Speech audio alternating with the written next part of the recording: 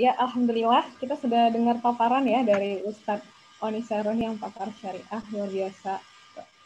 Mungkin saya ingin menjelaskan dulu.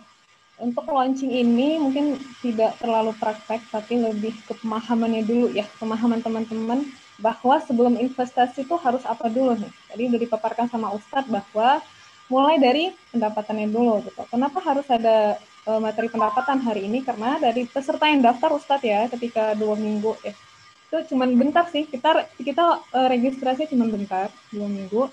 Nah itu di awal-awal 50% lebih itu adalah peserta kita adalah pekerja gitu, BUMN dan ASN yang memang benar pendapatannya udah fix setiap bulan gitu. Jadi memang krusial sekali untuk dibahas mengenai pendapatan. Dan itu akan berkorelasi dengan jenis pekerjaannya yang mungkin memang harus halal kan seperti itu. Dan selebihnya itu adalah mahasiswa sekian persen, kemudian entrepreneur dan yang lainnya gitu. Nah, tadi kan Ustaz sudah menyampaikan ya bahwa ada urutannya nih, ada kronologinya gitu, dimulai dari pendapatannya yang berkah. Seperti apa sih pendapatan yang berkah itu yang gimana gitu. Kemudian investasi itu boleh nggak sih dari hasil ngutang gitu, gimana tuh. Nah, jadi kalau teman-teman mau nanya, silahkan raise hand aja kalau mau langsung atau di kolom chat yang bagi yang malu. Bangga jika ada yang mau nanya, sebenarnya masih banyak yang bisa digali oleh Ustadz. Jadi sebelum nanti kita masuk ke tataran teknis ya, nanti kan ada kelas berikutnya ya, setelah launching ini baru kita akan buat kelas-kelas, jadi mana yang mau fokus untuk tabungan, mana yang fokus untuk investasi jangka pendek, menengah, dan panjang. Nah untuk kelas launching kita nggak jelasin itu dulu, nanti pusing gitu. Yang penting paham dulu nih strukturnya tadi, bahwa harus halal, kemudian ada dana darurat ya Ustadz ya, ada nafkahnya, kemudian ada porsi zakat, kemudian setelah itu baru boleh kita berinvestasi, dan investasi pun banyak macamnya ya. Ada tabungan syariah, sukuk, saham, reksadana syariah. Cuman yang lucunya gitu ya, generasi milenial kan terkesan latah ya. Jadi, oh nih lagi booming nih, misalnya lagi hype. Oke, investasi nih di saham gitu. Ternyata dia nggak punya penghasilan. Akhirnya ngasih utang atau uang kuliah dibuat jadi invest di saham gitu. Karena kan sekarang lagi hype ya. Ketika ada merger bank syariah gitu. Jadi berlomba-lomba tuh pada investasi saham, ternyata bukan menggunakan hasil dana yang seharusnya dalam segi syariah Islam gitu. Ada mungkin yang dia minjem atau dari uang kuliahnya atau kewajiban uang untuk kewajiban terlebih dahulu digunakan untuk investasi, itu kan sebenarnya salah ya. Jadi di sini saya memberikan kesempatan nih untuk teman-teman dimanfaatkan waktunya, karena Ustadz Oni untuk menghadirkan Ustadz Oni itu susah loh sebenarnya. Jadi dimanfaatkan sampai pukul 9.30, kita eksplor di tanya jawab. Nah, ini ada pertanyaan dari Mbak Uli. Mbak Uli, kalau mau resen juga nggak apa-apa, kalau mau nanya langsung. Assalamualaikum Ustadz, izin bertanya. Apakah jika kita investasi saham itu ada zakat yang perlu dikeluarkan atas saham tersebut? Terima kasih Ustadz. Enggak, langsung dijawab Ustadz. Iya, jadi kesimpulannya wajib zakat saat akumulasi pendapatannya baik sebagai trader ataupun investor, pendapatan baik berupa dividen jika investor ataupun capital gain sebagai trader, akumulasi pendapatan per tahunnya itu mencapai senilai 85 gram emas. Kita simulasikan ya. Apabila Mbak Uli sebagai trader, maka apakah wajib zakat atau tidak? Jika transaksinya harian, maka diakumulasi aja. Nanti selama setahun apakah net keuntungannya mencapai 85 juta atau tidak. Jika kita asumsikan per gramnya 1 juta. Apabila mencapai 85 juta, maka wajib zakat ditunaikan 2,5%. Begitu pula sebagai investor, kalau dividen di akhir tahun itu mencapai 85 gram emas atau 85 juta, maka wajib zakat ditunaikan 2,5%. Semuanya merujuk kepada kaidah zakat perdagangan. Demikian Mbak Uli, Mbak Nisa. Ya, terima kasih Ustadz. Gimana Mbak Uli? Sudah pas dengan jawabannya? Ada mau ditanya lagi?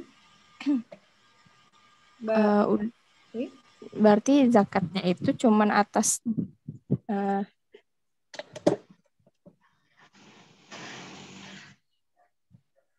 Halo, apakah suara saya terdengar, Mbak? Iya, kedengaran. Nggak apa-apa, dilanjutkan aja, Mbak. Ya, Dengar. berarti zakatnya itu cuman atas penghasilan dari investasi itu aja ya, Ustadz? Bukan atas harta yang kita miliki, yaitu saham itu sendiri gitu. Iya, iya Mbak Uli, memang ada dua model model simulasi. Ada dua pandangan. Pandangan pertama adalah ini yang asolah memang, yaitu berarti modal saham kita, dikurangi biaya operasional kali 2,5%. Itu simulasi pertama. Simulasi yang kedua berarti diambil dari net keuntungan aja, dividen atau capital gain selama setahun aja. Ini ada dua mazhab memang. Begitu Mbak Uli. Oke, Ustadz. Terima kasih. Makasih Mbak. Ya, jadi memang ada dividen ya. Yang seperti kita ketahui itu kan ada memang kalau kita investasi saham itu ada dividennya. Dihitung. Jadi ada dua alternatif tadi ya Ustadz ya. Silakan dipilih yang pertama atau yang kedua gitu ya Ustadz. Kemudian yang selanjutnya Al-Fatih. Ya, terima kasih. Assalamualaikum warahmatullahi wabarakatuh. Ustadz, mau nanya Ustadz berkait dengan prioritas Ustadz dalam pengeluaran. Tadi kan dijelaskan, mungkin saya agak masih meraba nih prioritas pengeluarannya tadi. Setelah mungkin kita keluarkan yang darurat, yang tadi disebutkan, apakah itu langsung prioritas selanjutnya itu ke zakat kah atau ke yang investasi dan lain-lain tadi Ustadz? Itu mungkin saya mau coba diperjelas lagi Ustadz masalah prioritas tadi. Terima kasih. Oh ya. Mas Alfat, silakan Ustadz dijawab. Ya, Mas Alfat, subhanallah mengingatkan saya. Betul Mas Alfat. Jadi saya luput menyampaikan ya. Betul Mas Alfat. Jadi kalau memang kita gajian tanggal 25 atau tanggal 1 kan kita salurin ya untuk rumah ya, anak-anak kalau sudah berkeluarga, untuk orang tua gitu. Nah, tahapan selanjutnya nggak langsung ke sekunder, tersier, nggak dana darurat, nggak investasi, tunaikan dulu zakatnya. Ya. Jadi tunaikan dulu zakatnya. Jadi jika sudah wajib zakat, maka tunaikan zakatnya. Jadi itu adalah masuk dalam kategori kebutuhan prioritas pertama sebelum dana darurat ataupun investasi, karena itu sifatnya kewajiban. Itu yang pertama. Nah, tetapi jika belum wajib zakat, karena belum memenuhi kriteria wajib zakat, maka ini ada dua opsional. Siapin dana darurat dan investasi, kemudian sedekah jika masih ada surplus, atau sedekah dulu baru dana darurat atau investasi. Nah, terkait yang kedua ini memang opsional, dua-duanya ada kebaikan. Mungkin salah satu pilihannya menurut saya siapin dulu aja dana darurat dan investasi secara proporsional. Demikian Mas Alfat. Tambahan sedikit, boleh Tad?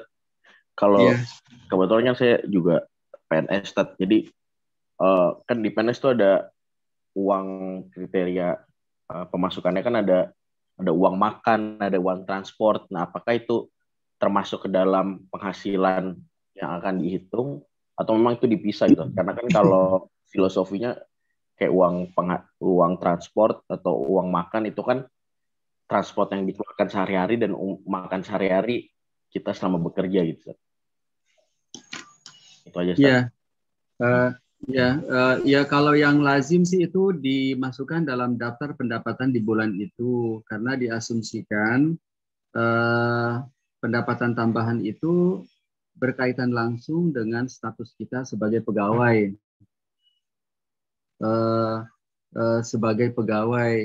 Nah, jadi kalau di bulan ini ada gaji bulanan, ada lain-lain, maka itu diakumulasikan, ditunaikan 2,5%. Jadi misalnya kalau pendapatan total kita itu 8 juta, nah maka zakat mal kita itu sekitar 160.000 rupiah. Demikian Mas Alfat. Makasih Ustaz.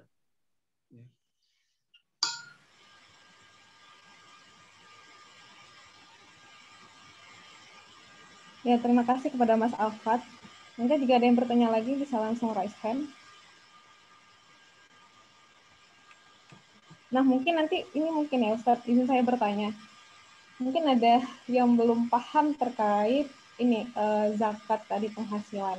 Kalau misalnya ASN kan ada beberapa tadi ya, uang makan, transport gitu. Mungkin yang profesi lain auditor atau dokter. Nah, dokter kan bisa praktek di mana aja ya, gitu kan, di rumah sakit atau di rumah, kemudian mengajar tuh banyak yang seperti itu. Misalnya kayak itu banyak.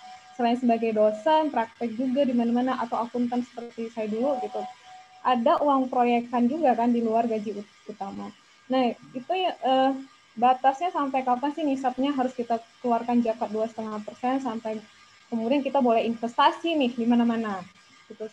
Nyebar portofolio istilahnya gitu ya. Jadi setelah terima gaji, nafkah kita share gitu, sedekah, zakat dan segala macam. Terus gimana kaedahnya agar saya juga punya tabungan syariah gitu di perbankan syariah, punya saham juga, reksadana gitu kan. Kalau saya sih selama ini kayak gitu kan, apa namanya, kalau bisa meminimalisir resiko adalah menyebar portofolio gitu, jadi nggak ngumpul di satu instrumen. Nah gimana tuh Ustaz kira-kira, mungkin ada yang teman-teman ingin pencerahan? Ya, jadi kalau contohnya adalah seorang auditor atau trainer atau profesional yang lain, maka kewajiban zakatnya kan bulanan ya, bukan tahunan. Jadi di akhir bulan, kalau gajiannya tanggal 1, maka tanggal 1 itulah momentum kita untuk menghitung wajib zakat atau tidak. Jadi sebelum berbicara tentang nyebar portofolio, tentang investasi, dana darurat, kita hitung dulu nih wajib zakat apa tidak. Kalau wajib zakat, maka kewajiban kita yang di depan mata ini adalah tunaikan zakatnya. Jadi tunaikan zakatnya sebelum kita nyebar portofolio atau investasi atau dana darurat. Nah, itu kita lakukan per bulan. Bagi yang bekerja sebagai seorang profesional. Demikian Mbak Nisa. Nah, izin bertanya lagi Ustaz, gimana kalau kasusnya kita lupa nih selama ini bayar zakat gitu. Jadi mungkin penghasilan yang tahun-tahun lalu lupa nih. Jadi gimana tuh? Atau merombak lagi portofolio investasinya? Karena kan tadi harusnya setiap bulan ya? Gitu. Iya. Nah, itu gimana?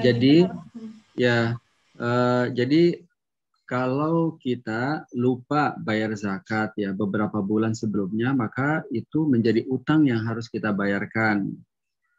Jika ilustrasinya ada sekitar 1 tahun ke belakang kita tidak menunaikan zakat, maka jika ada data valid tentang berapa jumlah gaji dan kewajibannya, maka itu yang dirujuk.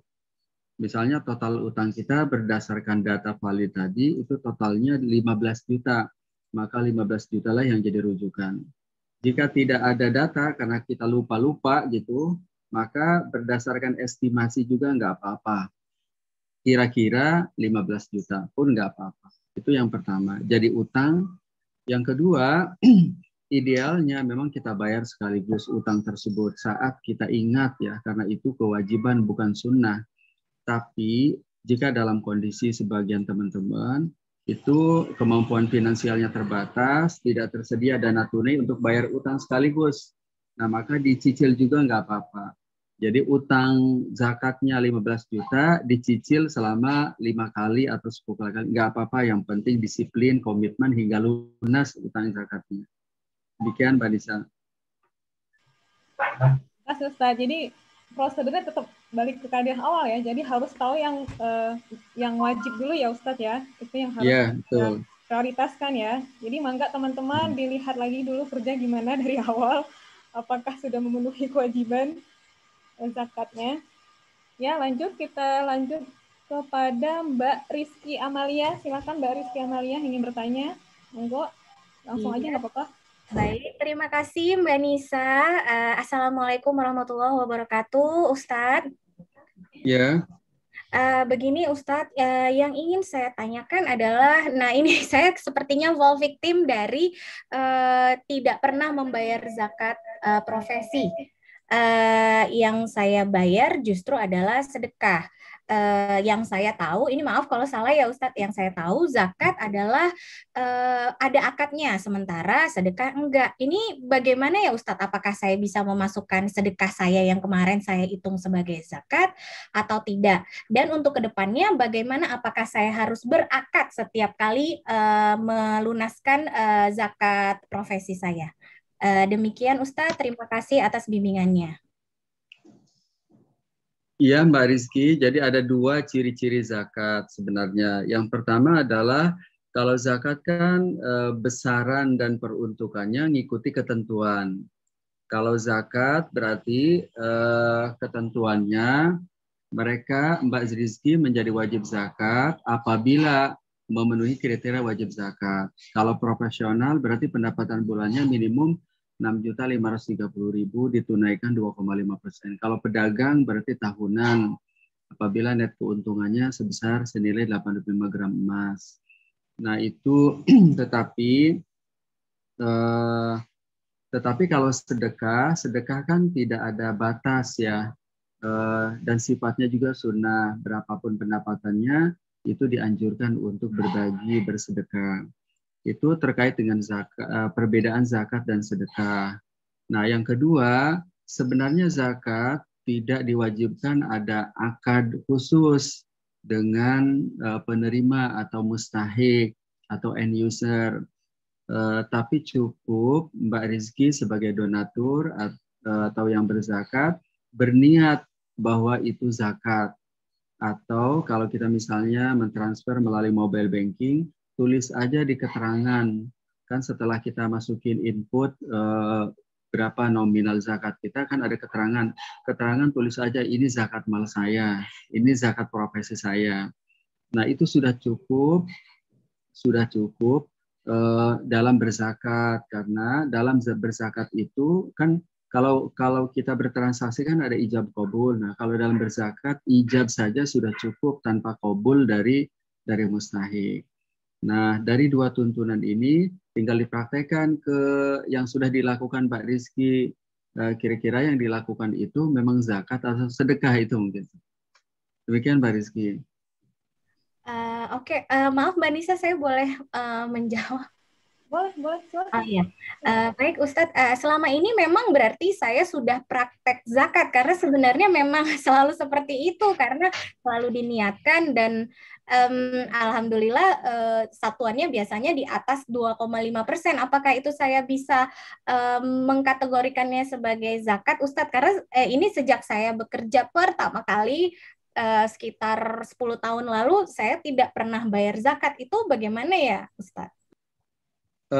Sebentar, kalau yang pertanyaan pertama dari Mbak Rizky, oke, sudah sesuai zakat. Kalau peruntukannya untuk siapa ya? Kan kalau peruntukan zakat kan khusus tuh. Biasanya disalurkan kemana? Biasanya saya mensalurkannya itu ke badan yang kayak ACT atau oh iya. Iya. Udah oke. Berarti udah. Saya tidak perlu tertunaikan zakat. Nggak perlu. Itu sudah. Takut salah Ustaz. Yeah. Kalau saya misalnya saya ada anak asuh gitu bisa juga ya Ustaz ya, sama ya? Untuk pendidikannya. Iya. Iya, anak asuh boleh, bisa ya. Anak asuh boleh, karena kan bukan anak kandung ya. Dianggap menyalurkan bantuan. Iya, boleh, untuk biaya kuliah. Iya. Yang nggak boleh itu kan untuk pasangan, anak kandung, orang tua, mertua. Ya, itu yang nggak boleh. Karena itu merupakan kewajiban ya Ustadz ya? Ya. Oh iya, oke. Baik, terima kasih Ustadz. Maaf ya Ustadz, pertanyaannya receh banget. Enggak penting banget itu. Iya. Makasih banyak Ustadz. Makasih Mbak Nisa. Makasih juga Mbak Rizky. Ya. Berarti udah puas ya Mbak? Udah merasa tenang nih hatinya? dengan jawaban dari Ustadz ya? Sudah, Mbak. Oh, sudah. Ya, memang dilema sih kita ya. Masih satu pos pendapatan aja kita udah dilema, apalagi beberapa pos gitu ya. Ya, oke. Semoga nanti makin tercerahkan. Baik, kita lanjut ke Mas Rahmat Syahputra. Mangga, dipersilahkan untuk bertanya langsung. Sekarang Mbak Nisa, izin bertanya Ustaz. Assalamualaikum warahmatullahi wabarakatuh. Nah, pertanyaannya adalah kalau misalnya kita sebagai profesional gitu Ustaz, sudah bekerja dan sudah wajib zakat gitu, sudah masuk nisab, tapi selain itu kita ada pendapatan lain gitu Ustaz. Nah, tapi yang pendapatan lain itu tidak masuk ke nisab gitu. Misalnya saya bekerja di perusahaan tapi juga mengajar gitu Ustaz di lembaga informal gitu. Nah, kerjaan di lembaga informal itu tidak sampai nisab gitu Ustaz. Apakah nanti bayaran zakatnya itu dikalkulasi secara keseluruhan atau bagaimana Ustaz? Ya, kalau menurut saya digabung, Mas Rahmat, digabung karena di perusahaan kan kita sebagai seorang profesional. Kalau kita misalnya juga mengajar non formal kan juga sebagai seorang profesional. Jadi sama-sama satu klaster, satu jenis, yaitu dua-duanya profesional. Maka pendapatan bulanan kita digabung dengan pendapatan yang kedua ya. Totalnya berapa dalam satu bulan, itu yang dikali 2,5% sebagai tarif zakat kita. Begitu Mas Rahmat. Oh baik Ustaz, meskipun itu maksudnya pendapatannya itu tidak sama waktunya gitu Ustaz. Misalnya kalau yang pendapatan yang dari itu misalnya akhir bulan, yang dari pengajar itu misalnya pertengahan bulan, itu tetap dikalkulasi jadikan satu itu Ustaz ya? Ya, betul. Jadi mungkin tanggal 30 akhir bulan itu momentum kita untuk mengakumulasi total pendapatan kita. Jadi kalau gaji tetap kita kan nominalnya sudah pasti. Nah, ini yang dari luar ini yang mungkin kita terima bervariasi tanggalnya. Nah, tanggal 30 itulah sebagai tutup buku kita gitu. Menghitung akumulasi total pendapatan dalam satu bulan itu. Kalau kita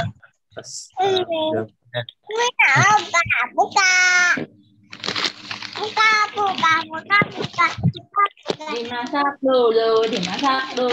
Mohon maaf, boleh yang tidak bertanya.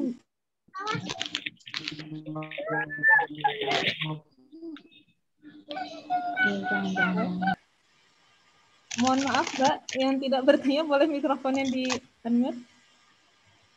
Halo? Oke, Mas Agung bagaimana? Sudah clear jawabannya? Cukup, Mbak Nisa. Cukup, alhamdulillah. Nah, ini udah mulai sadar nih Ustadz bahwa ada kewajiban yang harus kita penuhi nih. Ya, sambil saya bacakan di kolom chat, yang lain mungkin bisa mempersiapkan pertanyaan selanjutnya. Saya akan bacakan lagi pertanyaan dari Mbak Kimi Rajendra. Mbak Kimi mau langsung nanya atau saya bacakan? Mbak Kimi? Halo Mbak Kimi? Saya bacakan aja ya. Assalamualaikum Ustadz, saya mau bertanya. Kalau jual beli mata uang digital atau cryptocurrency untuk berinvestasi jangka panjang atau fundamental itu sebenarnya dibolehkan dalam Islam atau bagaimana Ustadz? Karena setahu saya ada yang membolehkan dan melarang. Lalu saya juga ingin bertanya hukum trading dalam Islam itu bagaimana Ustadz? Terima kasih. Ustadz. Ya, cryptocurrency ini memang beragam pendapat ya, ada yang membolehkan, ada yang tidak membolehkan. Mungkin perlu kajian panjang, saya juga tidak bisa menjawab tuntas ya cryptocurrency ini. Terakhir ya kajian saya 3 tahun yang lalu di Jakarta, di Kuala Lumpur juga. Mungkin dengan potret cryptocurrency yang dominan waktu itu ya Bitcoin. Nah, jika sekarang sudah berkembang, sudah sangat maju, mungkin perlu ada kajian ulang juga tentang cryptocurrency. Di beberapa negara juga akan menerbitkan uang digital ya. Uang digital maksudnya bukan OVO dan GoPay. Uang digital maksudnya cryptocurrency. Diterbitkan tetapi pakai ilmu moneter. Jadi kalau versi dulu 3 tahun yang lalu Bitcoin itu ya beberapa negara ada yang melarang karena tidak diterbitkan oleh otoritas, tidak ada underlying asetnya, tidak pakai ilmu moneter maksudnya. Yang ketiga fluktuatif banget gitu. Sehingga bagi mereka yang melarang ini tidak bisa jadi objek investasi, tidak bisa jadi objek trader ya. Beberapa negara ada yang membolehkan, beberapa negara juga ada yang membiarkan, silakan, tapi kami tidak akan melakukan perlindungan konsumen saat ada masalah. Begitu sih, tapi di tengah dinamika seperti itu, menurut saya, walaupun kajian fikihnya belum final, kan kita memilih yang aman-aman aja, on the track, nggak ada risiko, itu kan lebih baik sebenarnya. Apabila ada ragam pilihan lain gitu, yang lebih aman, risikonya lebih terkendali, ya syariahnya juga clear. Menurut saya mendingan yang jelas-jelas aja ya, mendingan yang clear gitu, yang jelas-jelas. Itu terkait dengan cryptocurrency ya. Insya Allah sih saya akan tayangkan juga dalam tulisan di Harian Republika ya tentang investasi atau trading cryptocurrency. Insya Allah di pekan pertama bulan Ramadan insya Allah. Kemudian yang kedua, kalau trading saham boleh ya dengan 2 syarat. Yang pertama adalah tradingnya di saham syariah. Yang kedua on the track lah ya, tidak melakukan kegiatan trading yang terlarang seperti short selling, margin trading. Teknisnya sih masuk aja melalui SOTS ya, Syariah Online Trading System, untuk melakukan trading syariah yang sesuai lah dengan regulasi atau fatwa DSN. Demikian Mbak Nisa. Ya, terima kasih Ustaz. Jadi intinya kita sebagai investor memang harus tahu profil resiko juga ya Ustaz, setelah memastikan syariahnya ya. Jadi baiknya kita juga kenal diri kita ya. Kita ini investor yang seperti apa gitu. Bisa yang resikonya high risk atau moderate atau yang gimana. Nah, itu mungkin dibahas di kelas selanjutnya ya, nggak di launching ya. Jadi di launching ini lebih ke pemahaman awal dulu ya. Identifikasi investasi yang syariah. Kemudian kita lanjut ke Mbak Mary. Mbak Mary, jika yang bertanya langsung boleh on cam ya. Mbak Mary, mau bertanya langsung? Dibacain aja, Mbak. Oh, oke, siap. Mbak Mary, ada pertanyaannya seperti ini. Assalamualaikum. Ustadz, saya ingin bertanya tentang zakat profesi. Seperti yang saya baca di buku Fikih Zakat Kontemporer, tulisan Ustadz Oni dan kawan-kawan bahwa berdasarkan tinjauan muzaki dan mustahik, kesimpulannya mengeluarkan zakat setiap bulan apabila sudah mencapai nisab. Namun ada pendapat lain yang menyebutkan bahwa pendekatan itu tidak tepat karena penghitungannya menggunakan zakat emas. Tapi zakat yang dikeluarkan pendekatannya menggunakan zakat pertanian. Mohon dikoreksi bila salah. Dan perhitungan yang seharusnya dihitung selama 1 tahun, tapi dikeluarkan secara bulanan menjadi tidak sah. Bagaimana kita menyikapi hal tersebut, Ustadz, terkait pandangan yang menyebutkan tidak sahnya zakat profesi? Jazakallah khair atas jawabannya. Iya Mbak Mary, jadi perbedaan pendapat itu benar semuanya, boleh semuanya, sah semuanya. Nah, itu yang pertama. Yang kedua, nah bagi kita juga terbuka pilihan apakah mau berzakat bulanan atau tahunan. Tidak ada masalah juga. Yang penting berzakat. Jadi yang nggak boleh itu tidak berzakat. Yang ketiga, kenapa dalam buku saya Fikih Zakat Kontemporer itu dipilih bulanan agar banyak mustahik yang terbantu, karena yang tahunan tuh boleh juga sih, nggak ada masalah juga. Cuman kalau tahunan itu boleh jadi akhirnya akumulasinya nggak nyampe 85 gram emas secara fikih legal, tapi pada prakteknya membuka kemungkinan nggak nyampe nisab karena faktor pengurangnya nggak semua primer. Misalnya cicilan kulkas dimasukin, cicilan rice cooker, jalan-jalan ke Buah Batu, Malang. Jadi kalau ditunggu 12 bulan, kemudian dikurangi kebutuhan, itu akan berpotensi kebutuhan yang menjadi faktor pengurangnya itu tertier dan sekunder. Nah, beberapa perusahaan yang mewajibkan zakat profesi seperti PLN dan BRI itu karena mazhab bulanan gitu. Di mazhab bulanan ini ingin membuka, menambah ceruk keran baru bagi para mustahik. Itu pandangan maslahatnya gitu.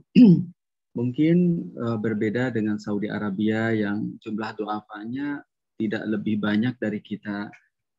Mungkin berbeda dengan Emirat atau Qatar. Kalau di kita kan masuk ke mall aja di depannya, masuk ke jalan-jalan aja terlalu banyak orang yang keluarga dengan 2 anak tinggal di pinggir gerobak gitu. Ini siapa yang bantu? Jadi angka 2,5% ini sebenarnya supaya banyak donatur yang bisa berdonasi, nggak keberatan, karena di Indonesia ini dana sosial kita hanya 3 triliun, 3,5 triliun, nggak seberapa. Mau naikin funding ceritanya, biar tuh apa kita kebayar, yang gagal ginjal terbantu, yang nggak bisa bayar BPJS, petani, nelayan bisa terbantu, begitu. Karena kalau dinaikin jadi 5%, 10% seperti petani, yang bayar zakat aja, middle ke bawah, bagaimana dinaikin gitu. Itu ilmu maslahat sebenarnya. Nah yang kedua, jadi gitu pertimbangannya. Kenapa bulanan tidak tahunan, kenapa 2,5% bukan 5 atau 10. Jadi agar keran zakat ini bisa lebih besar, agar mereka yang membutuhkan segera terbantu kebutuhan darurat. Karena gagal ginjal, BPJS, itu kan kebutuhan rutin ya. Kebutuhan rutin jangka pendek. Demikian Mbak Mary.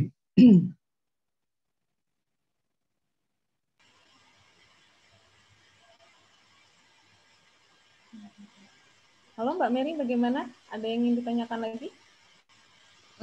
Afwan Ustadz.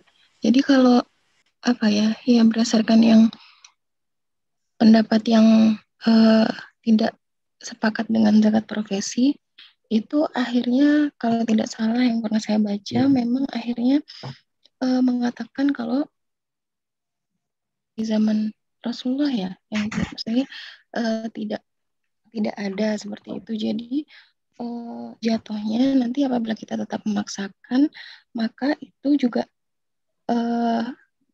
tidak sah dan mungkin lebih baik sedekah saja kayak gitu kalau nggak salah yang pernah saya baca. Iya. Ya, mungkin coba kita tengok hal lain. Kalau di tulisan saya di Republika itu saya sampaikan ada 6 pendapat. Jadi biar tahu ada 6 pendapat tentang zakat profesi ini. Bisa dilihat sih di akun saya di Muamalah Daily. Yang kedua, sebenarnya zakat kelapa sawit juga nggak ada zaman Rasulullah. Zakat padi juga nggak ada zaman Rasulullah.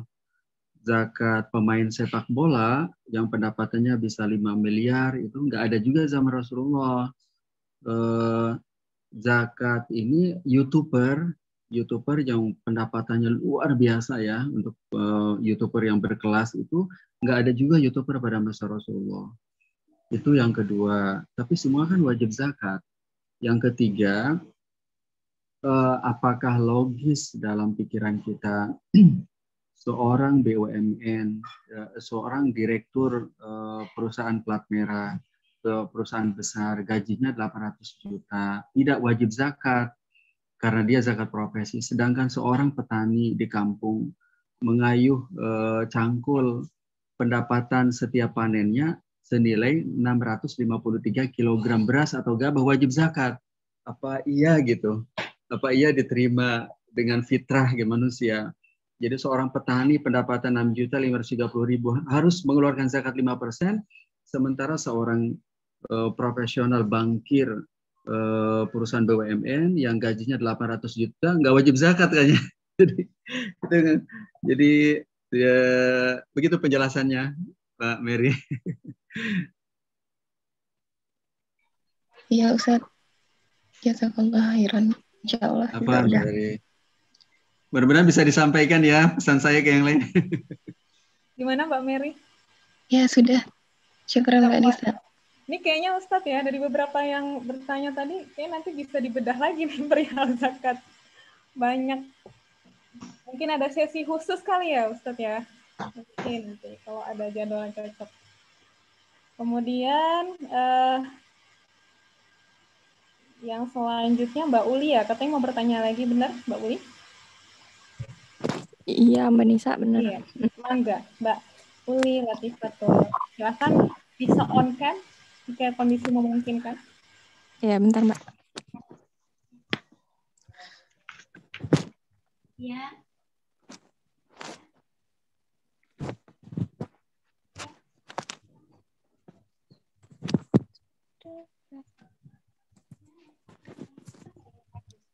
Halo, Ustadz, apakah suara saya terdengar? Ya, ya Mbak. Ya, Assalamualaikum Ustadz. Ini saya mau tanya lagi. Kan tadi untuk zakat profesi itu nisabnya adalah senilai 653 kg beras. Nah, harga per kilogram beras itu kan tadi Ustadz bilangnya 653 kg beras itu senilai 6.530.000. Itu berarti patokannya emang segitu atau harga beras itu berdasarkan harga beras saat ini atau berdasarkan harga beras yang kita makan sehari-hari? Kalau yang kita makan sehari-hari berapa, Bu? Ibu saya biasanya beli itu kalau nggak yang 16.000, yang 17.000, sekitar segituan sih Ustadz. Oh, iya. Beda soalnya. Kalau yang lazim, yang ukuran standar berapa, Bu? Yang Ibu konsumsi itu yang ini ya, yang kualitasnya tinggi ya? Baik ya. Apa itu yang standar? Kalau di sini ada yang saya pernah lihat juga ada yang harganya sekitar 12 atau 13.000 sih di toko beras itu. Oh gitu. Mm-mm. Iya. Ya Ibu, jadi memang ini sebenarnya merujuk kepada harga standar. Jadi nggak bagus banget, nggak jelek banget, yang pertengahan. Cuman saya juga awam nih, untuk sekarang beras yang pertengahan itu yang berapa? Jadi yang Ibu konsumsi itu yang pertengahan ya? Kalau di kota saya sepertinya iya, sekitar segitu. Ibu di kota Soalnya mana nih? di Bengkulu, Pak. Pak Ustadz. Oh, di Bengkulu. Ya. 16 ya, 16.000. Iya, sekitar segitu. Jadi itu yang pertengahan ya? Iya. Iya, ngikuti itu aja. Ngikuti yang pertengahan. Oh, berarti nisabnya ngikutin yang pertengahan.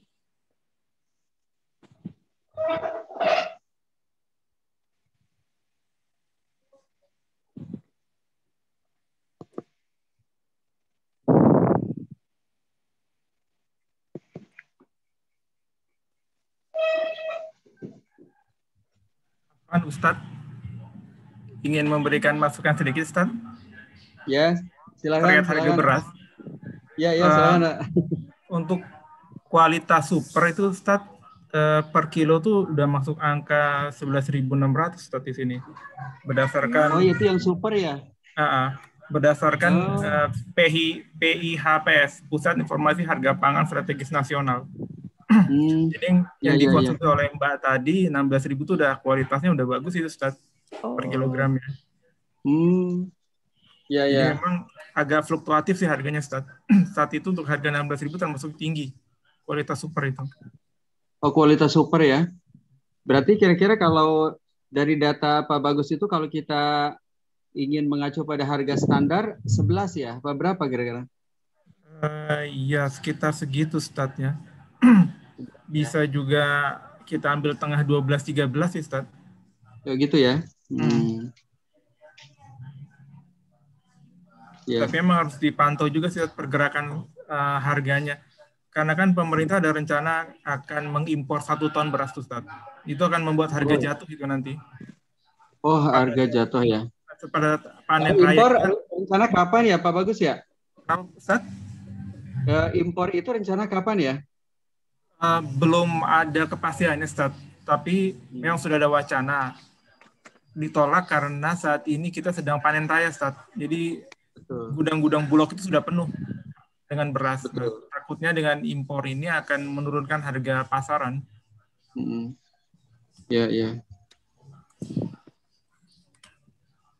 Ya, berarti sekitar 12 atau 13 ya? Ya, kurang lebih seperti itu sih. Ya. Baik, Pak.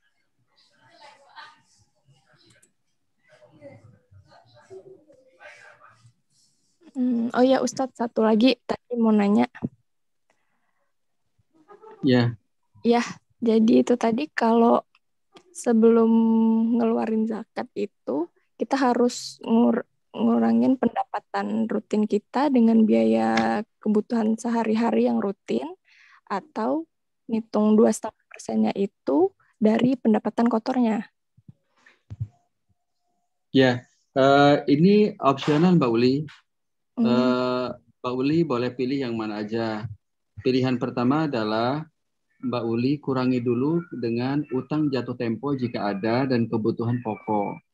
Kebutuhan pokok itu misalnya kalau udah menikah ya, kalau udah punya anak, SPP anak-anak, kebutuhan dapur gitu. Kalau utang jatuh tempo misalnya bagi yang punya cicilan rumah di bulan itu, bukan bulan depan, di bulan itu aja. Nah, baru sisanya kalau nyampe 6.530.000 dikeluarkan zakatnya. Kalau nggak nyampe berarti nggak wajib zakat. Itu pilihan pertama. Pilihan kedua, sudah pokoknya dari gross. Kalau yang tadi dari net.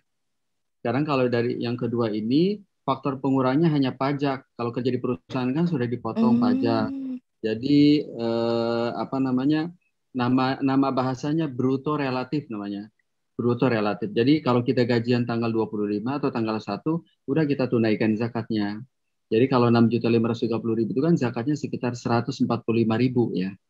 Dua pilihan sih. Mungkin melihat kondisi ini juga, tanggung jawab finansial masing-masing gitu.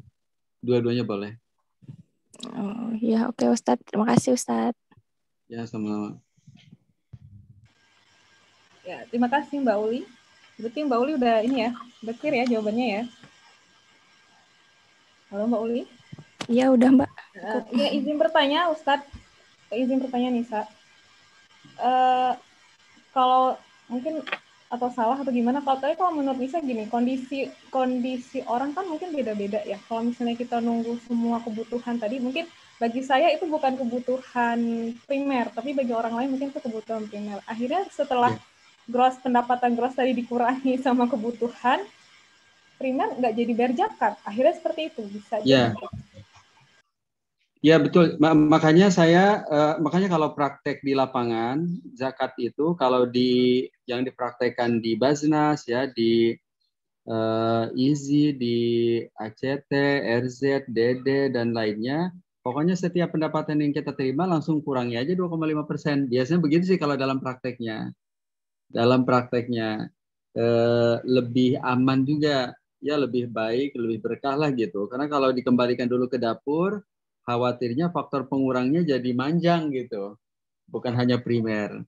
Itu juga yang melandasi kenapa akhirnya kita tunaikan zakat profesi bulanan, pilihan gitu, pilihan ijtihad fikih. Walaupun tahunan juga boleh, nggak apa-apa juga. Karena salah satu kalau tahunan, jadinya nggak nyampe-nyampe. Karena setiap bulan itu habis terus gitu. Karena faktor pengurangnya bukan primer, tapi kadang pelengkap gitu. Begitu Mbak Nisa. Ya, jadi balik ya ke kondisi. Kalau saya sih lebih memilih yang gross, langsung dikurangin pajak, zakat langsung ya. Iya gitu ya. ya. Karena kalau ngikutin pengeluaran yang dulunya nggak primer jadi primer, misalnya kayak paket data primer, ya kan? Gitu, ya. Yang awalnya 100.000, gara-gara pandemi jadi 500.000 mungkin. Jadi akhirnya ya nggak jadi zakat nih. Mungkin kayak gitu. Terus juga dilihat dari besarannya insya Allah tidak terlalu signifikan ya. Kan besarannya paling 150, 200, 250 gitu. Iya, sebenarnya nggak banyak banget ya Ustadz. Kalau emang kita ingin zakat nggak terlalu banyak dipotong sih. Nggak, apalagi kalau dibandingin dengan pajak nggak seberapa. Nggak seberapa. Yang pebisnis yang pusing ya Ustadz, pajaknya banyak ya, belum PPN, belum ini, banyak banget ya. Oke. Terima kasih Mbak Uli tadi, banyak pertanyaan yang bisa digali. Lanjut, saya akan ke Mbak Asia. Mbak Asia mau nanya langsung atau dibacakan? Halo? Mungkin saya bacakan. Assalamualaikum Ustadz. Kalau untuk zakat profesi, apa boleh dipulkan dulu? Misal, baru dikeluarkan zakatnya per 3 bulan, walaupun pendapatannya per bulan. Gimana tuh Ustadz? Ya, kalau ngikuti rumus kan pilihannya kalau nggak bulanan, tahunan. Rumusnya begitu. Bagi yang memilih bulanan, berarti mazhabnya mazhab bulanan. Kalau yang memilih tahunan, tahunan.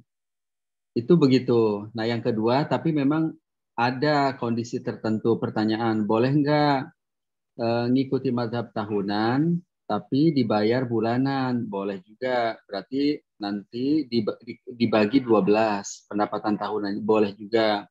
Atau bolehkah saya menyegarakan zakat sebelum nyampe setahun? Boleh juga, nggak ada masalah.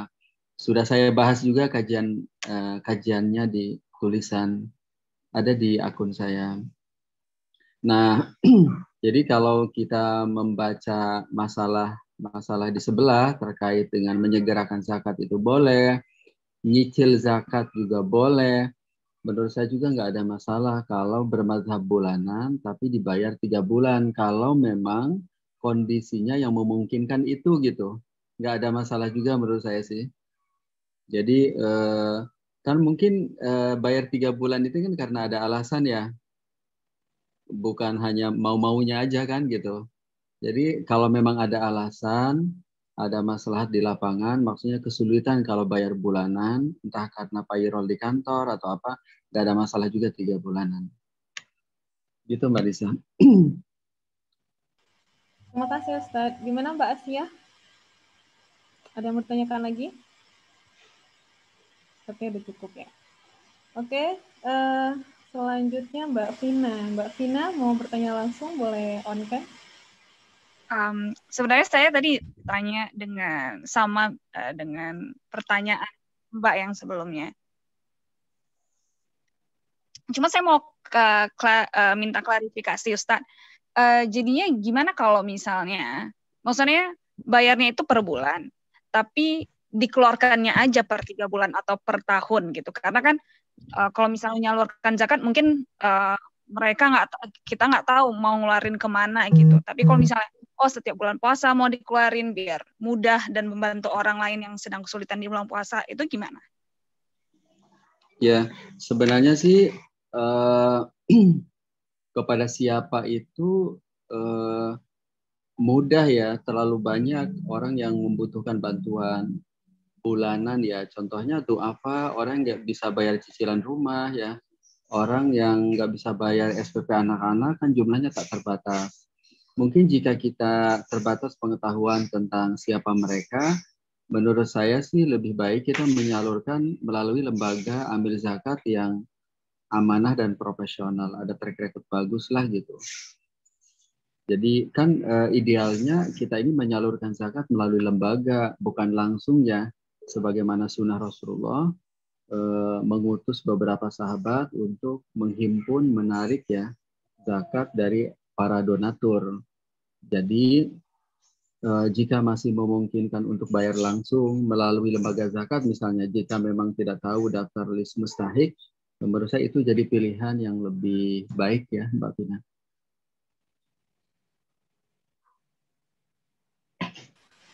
Gimana Mbak Vina? Ada yang bertanyakan lagi? Oke. Halo? Sudah? Ada yang bertanya lagi? Masih ada waktu untuk bertanya, dipersilahkan. Ini menarik sekali ya. Lebih diekspor ke zakat. Ini gini Ustadz, saya mau bertanya tentang yang perihal beras tadi. Itu kan bisa jadi kemungkinan di Bengkulu tuh lebih besar ya nilainya gitu kan. Tidak sama dengan daerah lain. Itu gimana ya? Tadi kan ambilnya di tengah-tengah. Bisa jadi kalau misalnya di Jawa Timur lebih murah tuh berasnya. Jadi patokannya itu nilai beras tadi yang harga beras tadi yang secara nasional atau di mana kita tinggal? Gimana? Iya Mbak Nisa, saya juga awam tuh. Kalau dari sisi fikih kan memberikan rambu-rambunya berupa harga beras yang standar gitu. Nah, tapi setelah itu apakah merujuk kepada harga beras tingkat nasional, apakah itu ada rujukannya sehingga harga itulah yang diikuti oleh para penjual beras di daerah-daerah, ataukah memang di daerah-daerah itu berbeda-beda harga standarnya. Tapi kalau dari sisi fikih begitu sih, mengacu kepada harga beras yang standar. Maksudnya itu minimum. Kalau memang mau bayar zakat melebihi itu boleh banget. Jadi minimum harga standar. Oke. Berarti intinya ambil yang lebih mudah aja ya Ustaz. Mungkin gitu ya Ustaz ya. Yang penting poinnya balik ke awal ya. Yang penting bayar zakat. Ya Ustaz ya. Bayar zakat, jangan dimudah-mudahin terus nggak bayar zakat akhirnya. Oke.